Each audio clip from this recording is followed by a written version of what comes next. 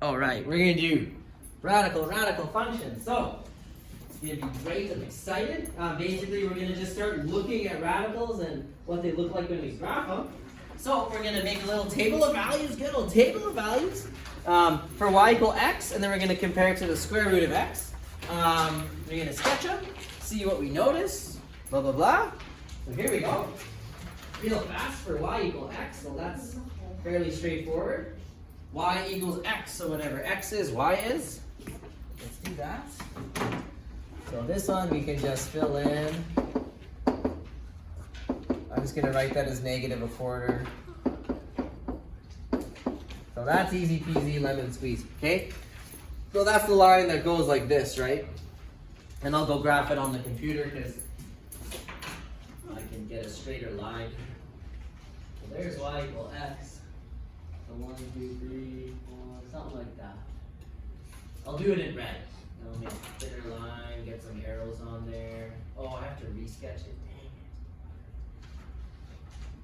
Sorry, this program is not at all meant for graphing, so something like that.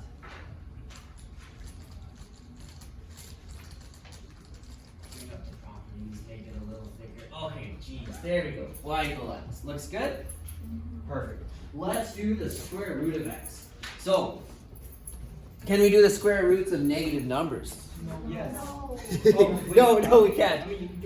No, you can't take the square root of -4. You can't find, like remember, it's describing the side length of squares, right? One way. No, we straight up, like if you go to your calculator and try typing in that, it's not going to work. You can't find two of the same number to pull out, right? That equal -4. Also, remember, you're describing, like, it's the area of a square, right? So what's a negative area? Right? There's lots of ways to think about it, but yeah, no, we can't do it. So any negative number just doesn't have a value. So there's no values for any of those. Now, if you do the square root of 0, we just get 0, right? Now the square root of 1/4, I don't know if anyone can type it in.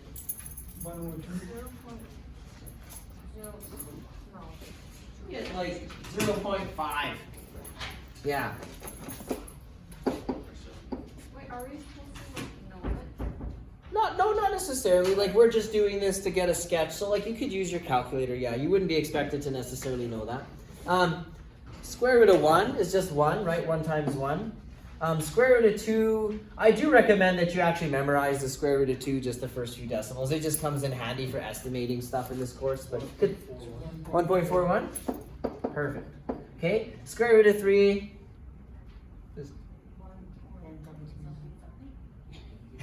Does anyone have a calculator? My notes are over there. 1.72, okay. Yeah, I don't even memorize that one. Square root of 4 is 2. Okay, so we're not going to graph like those points, but let's go ahead and graph. I'm going to just switch colors here for a second and a little bit different thickness. So nothing for the negative x values. At 0, we have the point 0. At 1, we have the point 1. And then at x equal 4, we have the point 2. All right. So it's like, well, what does this thing look like? Like, if we graphed a bunch of more points, we would see that it actually is sort of curvy and looks something like that. So this is y equals the square root of x. Now we'll graph a bunch more, and we'll notice a bunch of things. This was y equal x. But in general, we'll notice that, well, if you compare it to y equal x and the square root of x, well, between 0 and 1, the y values are actually above the original y equal x line. And that's something we're going to notice for all radical functions. So if you take the radical function, get rid of the radical, and graph like the linear function, you'll notice that for all of them. And then in general, after y equals 1, the square root function is smaller. The y values are smaller than the linear one, right? Is that basically all we notice? Is there anything else? There's really not a lot else to it. Perfect. So there's that. I recommend that you sort of memorize a couple of those points or be really good at getting them. So we know that on y equals the square root of x, a couple base points are 0, 0, 1, 1, and then when x is 4, y is 2. those would be a couple good points to learn, because we're going to be doing transformations on this, okay, in the future. We'll start looking at them today. So here we go.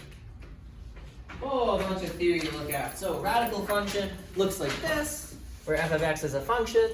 The square root of a number is only defined for non-negative numbers, so we already noticed that. That's important.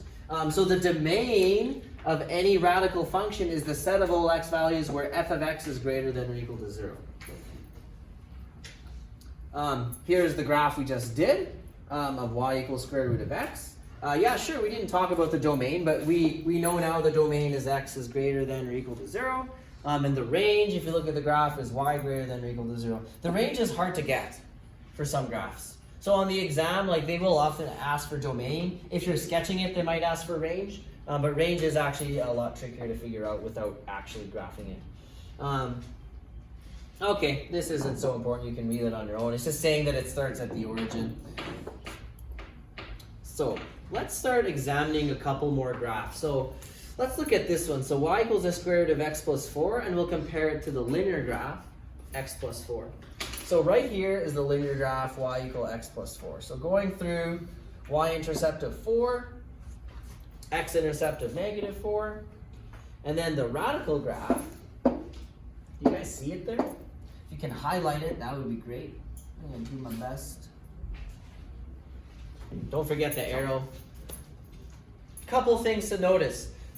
Between y equals 0 and y equal 1, do you see how the square root graph is actually above the linear graph again? Like the y values are just bigger? You guys see that, like on your page? That's something that happens every time.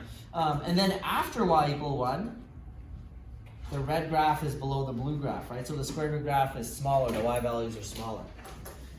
What else can we notice? Let's compare it to the original y equal square root of x graph. So if I quickly sketch that over here, so 0, 0, 1, 1, and 4, 2. And thinking back to what you know about grade 11, what would you expect this to do? This is like when we were taking the parabolas and going like this. So instead of shifting 4 units to the right, it would always go in the opposite direction of the sign, right? Yeah. Does that rule still hold true?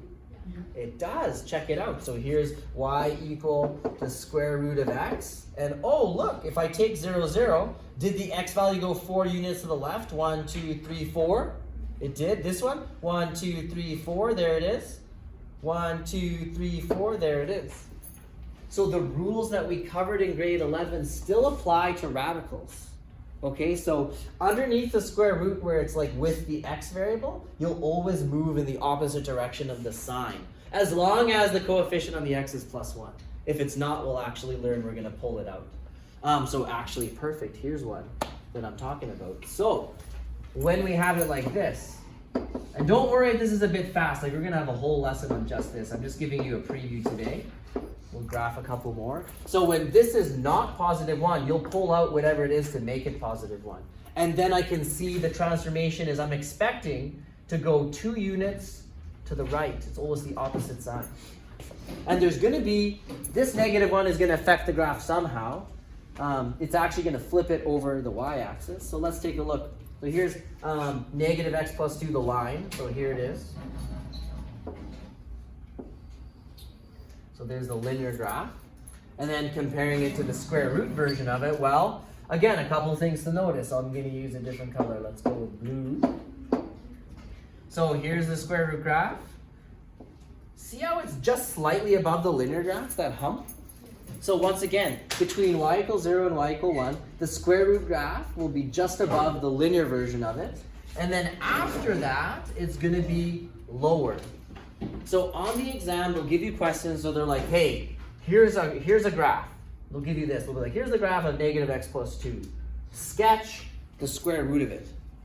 Okay, and we're going to use those rules. We're going to be like, well, between 0 and 1, it's above. And then after that, it's below. And you'll have these like really quick, like 2-mark questions that do that.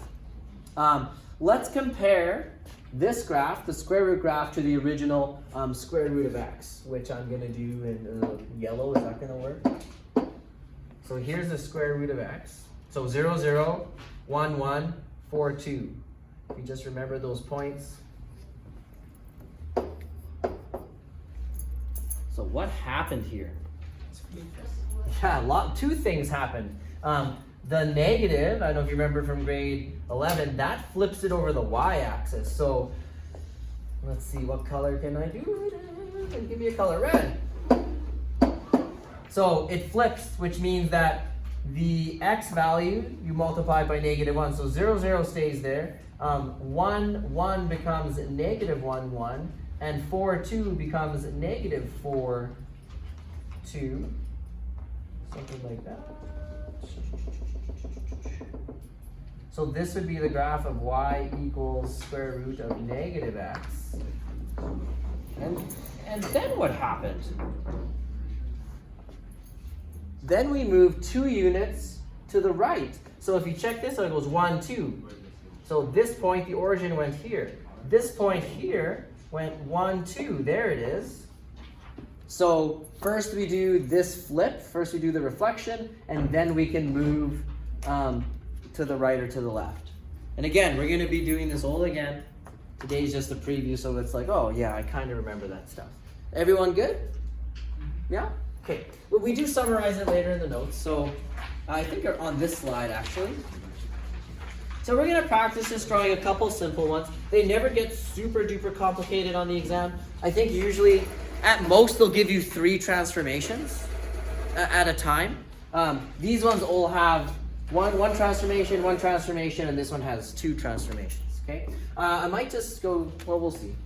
I might show you on Desmos, but let's take a look at number 1, see what we notice. So number 1, we already hypothesized, what's our guess for number 1? It's gonna move 4 units, which way? Left, right? Left. Always the opposite sign. So that's one way, by the way, if you have an explain question, you can say that. Or you can say x values, if we're moving to the left, were we subtracting or adding from the x values? Subtracting. So I sort of started off my sentence wrong. So subtract 4 from every x value. So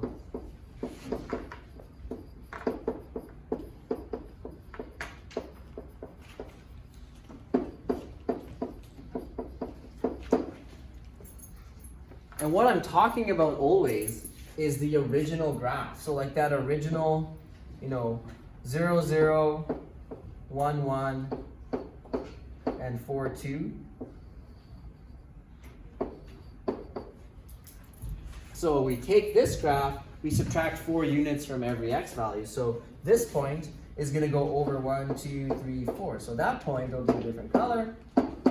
That point is going to go here.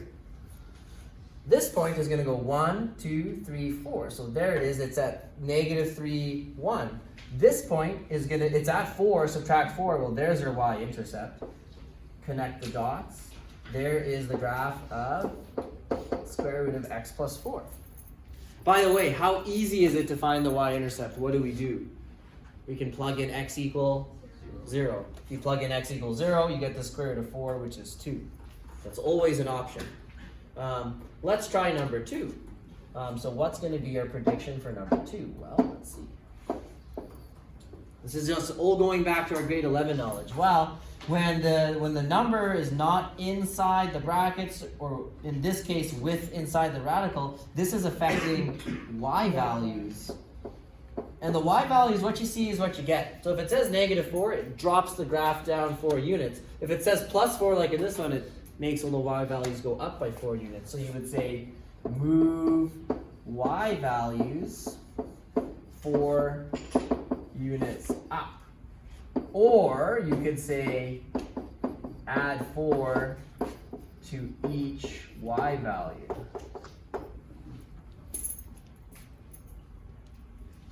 I wonder if I could, I'm going to squeeze it in on this graph. You may choose to go make a new one. I'm going to squeeze it in over here because we have our graph of that one right there. I'll do it in black.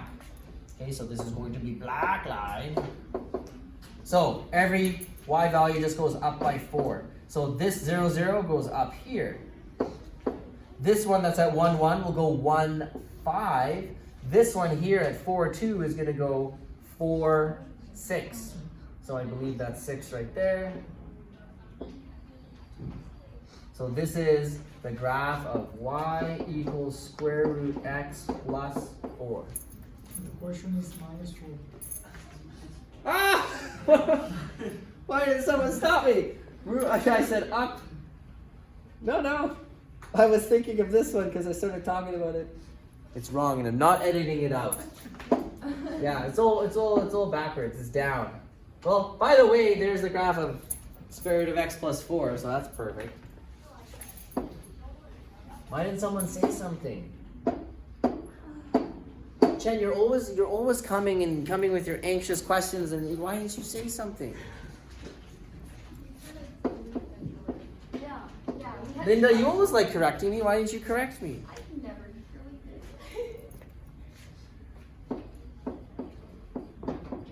Thank you, Shrey, for having the confidence to correct me.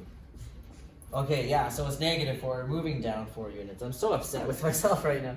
1, 2, 3, 4. So, down 4 units, go 5, 6. This one is going to go 1, 2, 3, 4, so there it is. This one is going to go 1, 2, 3, 4, so it's right there.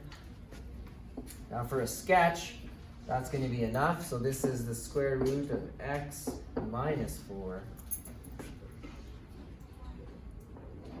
If you were looking, yeah, that's good for the sketch. I think we'll just leave it at that. We'll be a little behind now. Okay. So number 3, quite a bit more complicated. So maybe I'll do it on Desmos, but any predictions for what this negative in front of the square root's gonna do? Flip it over which axis? Over the y-axis. Very good. So if you remember that, so this will basically multiply all y values by -1, which is going to cause a flip over the x-axis. So flips over the x-axis. So if it was a -2, you'd multiply all your y values by -2. So you'd have a flip over the x-axis, and then it would also, I don't know if you guys remember the stretches and compressions we did in grade 11, but we'll leave it for next time because today's just a preview, right? And then this is going to be adding 4 to each y value. Which is what I was doing in number 2, because I was thinking about number 3. Okay, I'll quickly go do it on Desmos. I think my work's getting a little messy here. Let's do it on Desmos. I want you to remember that when you're at home, you can always use Desmos, right? So if you're not sure how to sketch something or you're trying to figure something out, go to Desmos. You can just write square root, and then it'll give you a square root x. We'll throw a negative in front, so a -1, and then it's plus 4, right? Oops, my numlock is off. There. So here it is. We'll zoom in a bit. And just for reference, let me put in y equals the square root of x. So the blue one is the square root of x. Okay, now let's see what happens. I believe I can just start writing on here. Let's do it in blue, do it in red here. So when we flip it over the x-axis, this point goes down here. This point at 4, 2 goes down. Well, now everything, okay. I'm going to do it one more time here. I love this board. This board's great. Is Mr. Smith in here still? No, he's gone. Remember when you drew on the board? That time I drew on the board, let's not talk about it. So it's going to do dotted. Okay, so that's the flip over the x-axis. Then we shift it up 4 units. So look, boom, there's that point. This point at -1 is now at y equals 3. This point that's at -2 is now at +2. So there's the graph. Make sense? Beautiful. I should have just used Desmos the whole time. All right. So we noticed a bunch of stuff about these graphs and their transformations. So I believe at the bottom of this page, and I already wrote it in for you, you guys have some basic tips of what we learned from those 3 graphs. And we'll go all over it again more formally in the coming lessons, but transformations of the basic square root of x shape, Square root of x plus the number shifts up or down on the y-axis, right? So if it's negative, it'll shift down. If it's positive, it'll shift up. If the number's in here and that's positive, it's going to go in the opposite direction of the sign. So if it says plus 2, it actually goes negative 2 units. If it says negative 2, it actually goes positive 2 units. Okay? That would be one of the big takeaways from today. The other big takeaway from today is going to be the next thing. So this is, I'm going to let you, yes. So let's examine these two graphs. So this is the other big takeaway. So basically my notes are showing you two different graphs that I believe we already looked at today. We already looked at these two exact graphs. And I was pointing out to you, well, okay, when you take the linear graph and then you do the square root of it, what happens? Well, between y equals 0, here's y equals 0 and y equal 1, the square root graph is above, the y values are bigger than the linear graph. Do you guys see that in both cases? Yes, that happens every time. All right, so the first bullet here says if 0 and 1 are in the range of y equal f of x, so basically if it's part of the graph, because it might not be, then the points with these y coordinates lie on both graphs. These are invariant points. Ah yes, that was another thing I haven't pointed out yet. Did you notice that y equals 0 and y equal 1 are the same on both graphs? Yeah, that happens every time.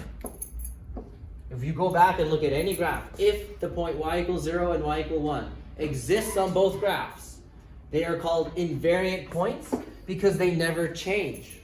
It's just the way it works out. There's reasons for it, but we're not going to talk about it today. So that's something for you to just know. You need to know that fact. Okay? This is the one that I keep talking about. So where the graph of y equal f of x lies between the graph of y equal 1 and the x-axis, the graph of y equals the square root of f of x lies above the graph of y equal f of x. So this is the original linear graph. This is when we do the square root of it. And what I'm talking about is how you get this little hump where the square root graph, the y values are bigger. So again, something to remember. Because like I said, you're going to get these questions where they give you like a linear graph and they'll say, sketch the square root function. So you'll have to use these rules and be like, okay, y equals 0, y equal 1, those points don't change. If I'm between y equals 0 and y equal 1, my square root graph is above, so they'll want to see a little hump. And then after y equal 1, the square root graph is below, so they'll be looking for that. I believe that's what the next one is. So where the graph of y equal f of x lies above the graph of y equal 1, the graph of the square root function lies below. So that's what I just was describing. So this part here, see how it's all below that line? So that's what they'll be looking for. They'll be looking for, did they get the invariant points? Did they make the square root graph bigger? Y value is just that little hump bigger between 0 and 1. And then after y equal 1, so after this horizontal line, were they below the function? So how far below you draw it, it doesn't matter. It's just a sketch. If there's any points that you can easily do the square root of like this, they would be looking for you to have that point accurately drawn.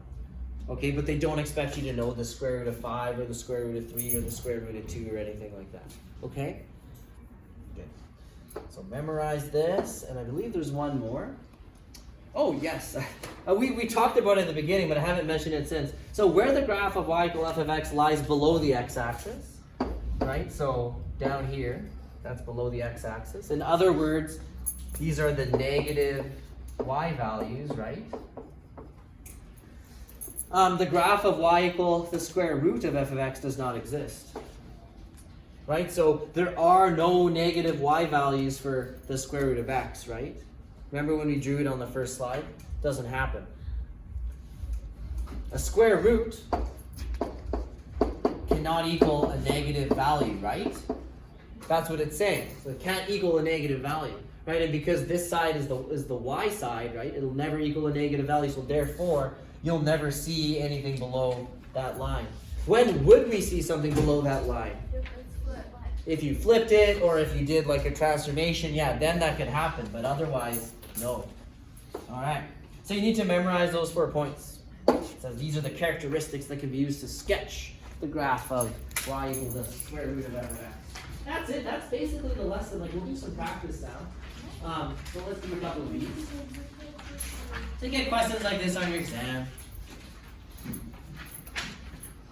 So So it says here's a line, we'll call it y equals f of x. They don't even tell you the equation, you don't need the equation, they just say sketch the can't speak today, sketch the square root of that, right? And then give us the domain and range. Sure, we can talk about that. So here we go. So this is how we do it. Anything below the x-axis doesn't exist anymore, right? Okay, so it's just like, don't scribble it out, but this part of the graph doesn't matter. Y equals 0 and y equal 1 are invariant points, right? They don't change. Then, between y equals 0 and y equal 1, the square root graph is above the original function. So can you see that my square root graph is going to be opening this way? How do I know that? If I know those 2 points are on the graph, right? Does it make sense? Like I got to connect those 2 points, right? So clearly I'm not connecting this way. It doesn't make any sense. So you just got to do a little hump like that. And then after that, so after y equal 1, the square root graph is just below. Okay, so are there any points I can do? Like that's y equal 2, y equal 3. So no. So I'm just going to go like this, there. There's the square root graph. So that would be, so I don't know the equation, I just say that's the square root of f of x. Now let's talk about domain and range. So domain, well, what do you see? X is less than or equal to, what is that point? Negative 2. Right? And then it goes that way, so it's less than or equal to. There's the domain. The range, well, can't have anything below the x-axis, right? So it's 0 or bigger, so I say y is greater than or equal to 0. That's it. You always need to think about domain and range for these graphs. So there really aren't any quick, like, oh, it's always this. Remember in grade 11 there was one thing where it's like it's always x element of the reals? Not for this, okay? So let's look at B. Wait, So did you write like x element of the real then? can you say that louder? Do we need to write like x element of the real? No, you don't have to. Like technically you're right, you should say y element of the reals, and here you should say comma x element of the reals, but you don't have to. Yeah. It's really nice if you do though, like you really should, but you won't lose marks on the exam. So I know the exam. We should do this fun math. By the way, I just wrote like the things you need to remember in plain English. So if you really did not like the last slide where those 4 points were like all wordy, I really recommend you just memorize mine. I'm not good at many things. I'm pretty decent at taking like a chunk of text like this and being like, here's 3 sentences that sound. That's a skill. That's my superpower. Too bad it's kind of useless. All right, let's do this. I hope someone on YouTube posts like, be kind to yourself, man. I can also run. Which always makes me really belligerent. Like, I'll be like, well, I'm just going to say that to that person because if they come after me, like, I can outrun them forever. Like, can they run for an hour? I doubt it. Like, they'll never catch me. Anyway. All right, let's go. So, anything below x-axis doesn't exist. Next thing, invariant points. So y equals 0 right here, and y equal 1 right there. Okay, then between y equals 0, y equal 1, the square root graph is above. Okay, above the original function. And then just look ahead. Can I do the square root of 4? Can I? Oh no, wait, that's not 4, that's 3. 1, 2, 3. There's the point y equal 4. So can I do the square root of 4? It's 2. So they would expect you to probably go through that point, right? So do the square root of 4, you get 2. Is this 9? That's y equal 9. So what's the square root of 9? 3. Okay, so if anything like that happens, they will be looking for anything that you can do the square root of, right? Any perfect squares. So then make sure you connect those points. Done. That's a little debatable if I actually went through that point, but please make sure you do on your notes. Right? So after y equal 1, the square root graph is below the original function. Done. Now if we stop there, that would be fine, and I think we can. There's one more thing. I'm I'm just going to say you need to read this. So the same rules apply for parabolas, like so for higher order functions. They will occasionally give you a parabola to do the square root of. So they'll give you a parabola and they'll say sketch the square root of it. It gets a little bit trickier. This is all very wordy and sort of unnecessary. But read through it on your own. Okay. And I'm getting, I am starting to post the blank notes to YouTube as well. Like I'm putting them on my drive and putting it in the description, by the way, if you happen to ever lose yours. But I haven't done it yet for the grade 12 course. I just started doing it for the grade 11. So let's just do a couple of these. So all the same rules apply, but it's trickier. So watch what happens when we do it for a parabola. Occasionally they pop up on the exam. It's one of those questions that's like once every 3 exams or so you see it, I don't know. Mr. Bath's on the committee that makes the exams, eh?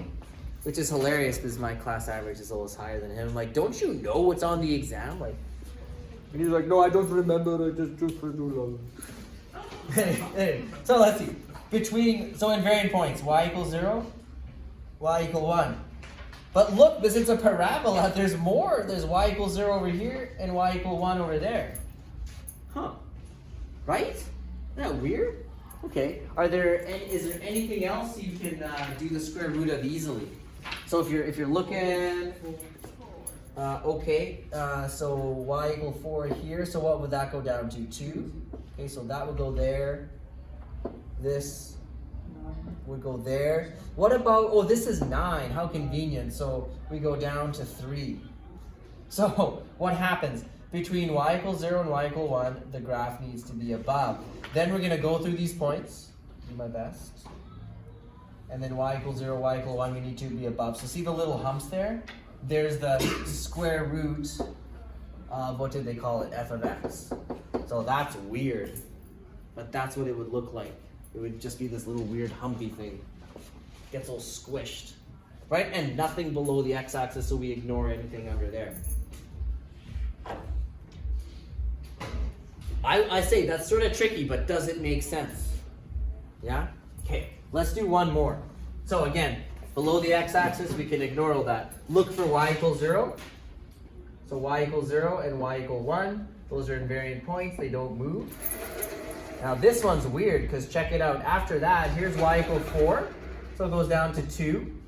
Y equal 4, so it goes down to 2. So it's pretty clear to me that it's like, oh, well, one part of the graph goes that way. So between 0 and 1, I'm above. I'm going to try that again. That did not work out well. So between 0 and 1, I'm above, and then like that. So that should be 2. And then here. So there it is. So as long as you're below the function and you hit anything that you can do the square root of, if you have a parabola that goes like this, it has 2 branches to it. Doesn't happen often on the exam, but it did happen one time. So you toss in your notes. Questions? So the main focus is usually doing linear graphs and doing the square roots of them. We know the theory to do it for parabolas, and that's as far as we'll ever go. There's another question where we're not going to do this. It's like, well, here's a cubic function. Could you do it? It really doesn't matter. We can skip it. It's just not going to happen. So you guys are going to do 2.1. Okay? I'm very happy with how we're all doing, so keep it up. Oh, I just made sure to get that in